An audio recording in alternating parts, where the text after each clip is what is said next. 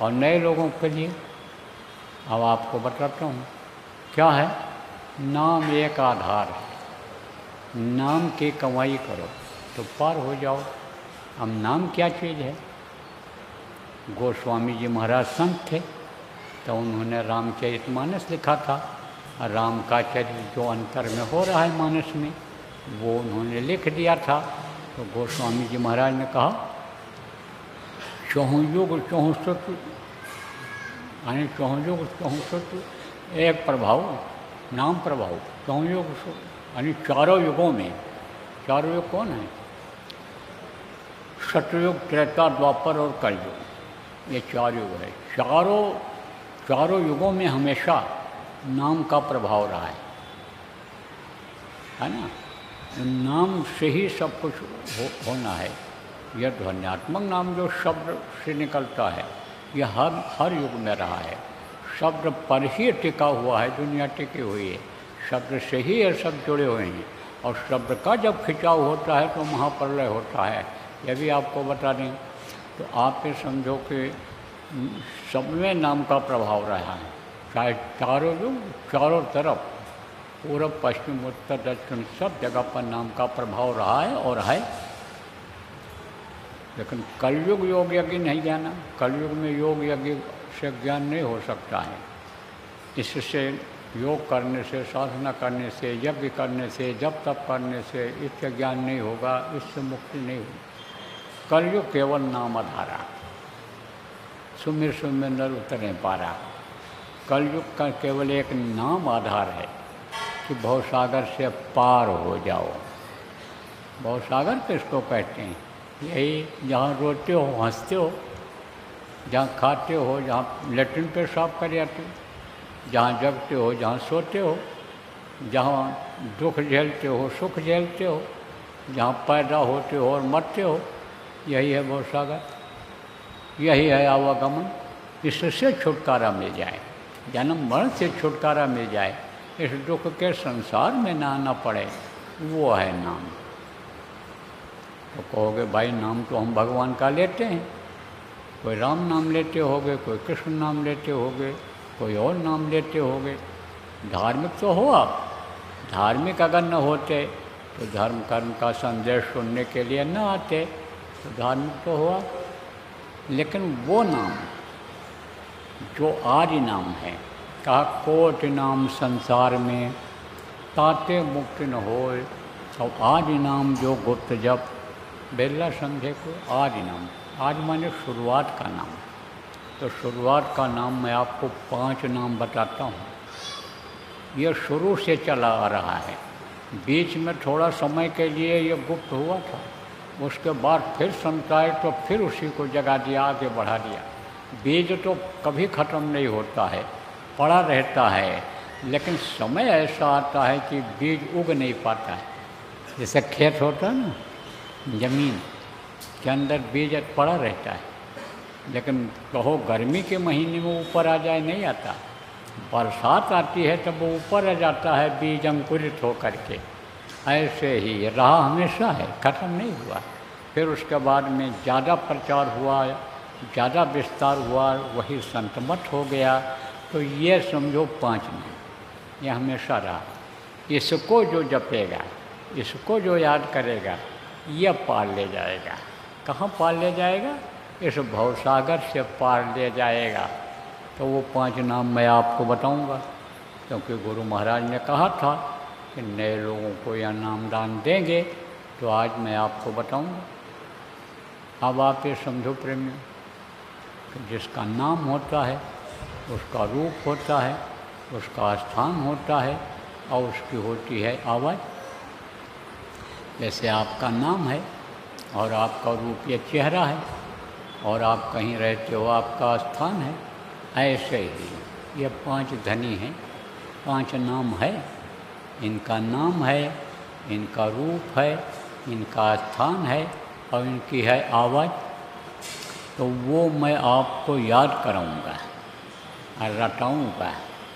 जितना आप याद कर सको याद कर लो। जो न याद हो पावे उसका लिखा हुआ कागज यहीं आपको मिल जाएगा सत्संग के बाद में।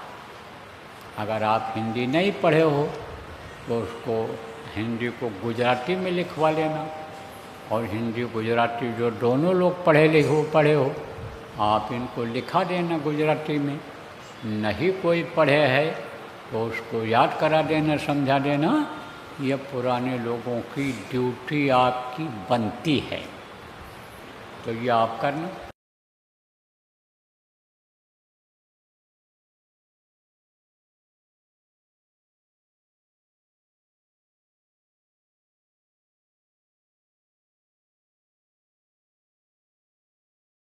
कहते हैं, जिसकी विधि अभी आपको मैं बताऊंगा कि कैसे जपना रहेगा, कैसे करना रहेगा।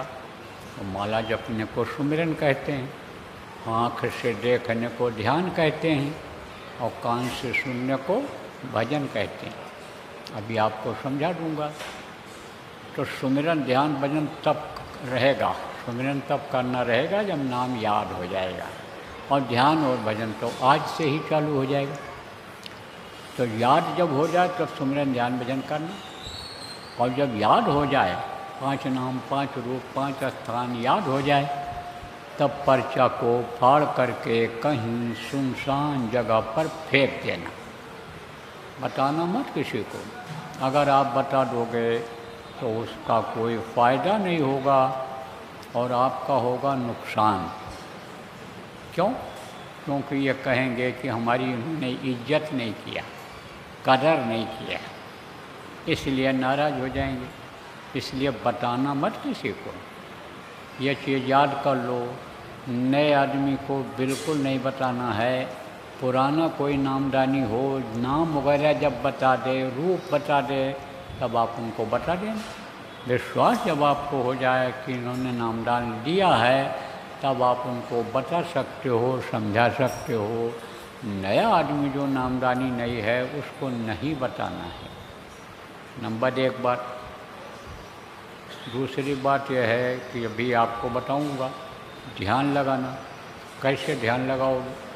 और ध्यान लगाओगे जब अंदर में आपको कुछ दिखाई पड़ेगा। जब मन रुक जाएगा, मन को रोक ले जाओगे, प्रैक्टिस करोगे, मन रुकने लग जाएगा, तब अंदर में कुछ दिखाई पड़ेगा। भजन के लिए आपको बताऊंगा, समझाऊंगा। भजन जब करने लग जाओगे तो वो आवाज़ जो 24 घंटे आ रही है, जिसको फकीरों ने कहा आयतें उतर रही हैं, जिसको महात्माओं ने कहा आकाशवाणी है, संतों ने कहा गिरा है गुरुवाणी है, यानी संतों ने शब्द कहा शब्द उतर रहा है, गुरु महाराज जैसे संत ने कहा शब्द उतर रहा है, तो वो सुनाई पड़ेगा। और जब उसको सुनोगे तो मस्त हो जाओगे, मस्त हो जाओगे। कैसे ये भी बता दूँ? रेडियो में गाना आता है, अब बाजा बजता है जब, तब बुढ़े बुढ़े लोग बाजा सुनकर ऐसे ऐसे सिर हिलाते हैं और हाथ पटकते हैं ऐसे इस तरह। पूछो दादाजी क्या हो गया? अभी तक कहता था एक्सरसाइज करो, ऊपर नीचे हाथ करो, और अब इतना तेज हाथ पटक रहे हो कि हड्डी टूट जाने वाली है। पहले कहता था तब कहते थे भैया बहुत कमजोरी है, हाथ नहीं हिल रहा है। अब कहते हो कि जो है अब तो तोड़े डाल रहे हो, जांघ तोड़े जा रहे हो, हाथ तोड़े। क्यों ऐसा कर रहे हो दादाजी? तब कहेगा देखो कितना मस्ताना बाजा बज रहा है। अब बच्चों और बच्चियों आप समझो कि आदमी के बजाए हुए बाजा में जब इतनी मस्ती आती है, इतना आनंद आता है, तो जिसको वो बजा रहा है, जिसको भगवान कहते हो, वो बाजा जब सुनोगे तो कितना आनंद आएगा, कितनी मस्ती आएगी। तो जब भजन करने लगोगे बच्चों और बच्चियों, तो सुनाई जब पड़ेगा, मस्त हो जाओगे, तो दूसरों को बताने लगोगे। हजम नहीं कर पाओगे, लेकिन बताना नहीं है, हजम करना है। वो आपके अंदर की दौलत है, उसको छिपा के रखना है। जैसे रुपया पैसा छिपा के रखती हो बच्चियों, आप भी छिपा के रखते हो, कोई ले न जाए, बताते नहीं हो कि हमारे पास इतना रुपया है, यहाँ रखा है। ऐसे ही आत्मधन को छुपाना चाहिए। आत्मधन है वो कभी उसको समझो कि अगर दोगे नहीं, आप बांटोगे नहीं, तो ख़त्म होने वाली चीज़ नहीं है। और लुटा दोगे, आप दे दोगे, बताने लगोगे लोगों को, तो ख़त्म हो जाएगा, सब खत्म हो जाएगा। फिर नहीं मिलेगा वो, फिर दिखाई नहीं पड़ेगा, न सुनाई पड़ेगा।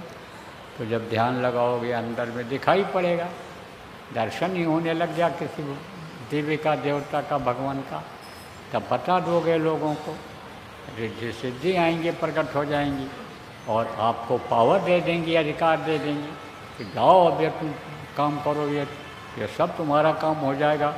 दूसरे को जो चाहो दे दो, आशीर्वाद दे दो, दुआ दे दो। और आप ये समझो कि जब उसको बांटने लग जाओगे, ज़रूरत जहाँ नहीं भी है वहाँ खर्च करने लग जाओगे, तो बचेगा नहीं, बचेगा। इसलिए बताना मत किसी को, छुपा के रखना। देखो किसी के पास 100-200 रुपया हो तब वो बांटेगा, कहेगा सब खत्म हो जाए। और 10-20-50 लाख हो गया, करोड़ हो गया, तो हो जाता है। तो देखो बांटते हैं लोग, देते हैं कि नहीं देते हैं, खर्च करते हैं कि नहीं करते हैं। तो जब बहुत ज़्यादा हो जाएगा तब खर्च करना, अभी तो थोड़ा ही मिलेगा, एकदम खजाना नहीं मिल जाएगा। इसलिए उसको संभाल के रखना, बताना मत किसी को। जो कुछ भी दिखाई या सुनाई पड़े उसको किसी को भी बताना नहीं रहेगा। ये याद कर लो, रट लो। 3 चीज़ें आपको बताया, सुमिरन, ध्यान और भजन। अब 3 चीज़ और बताता हूँ।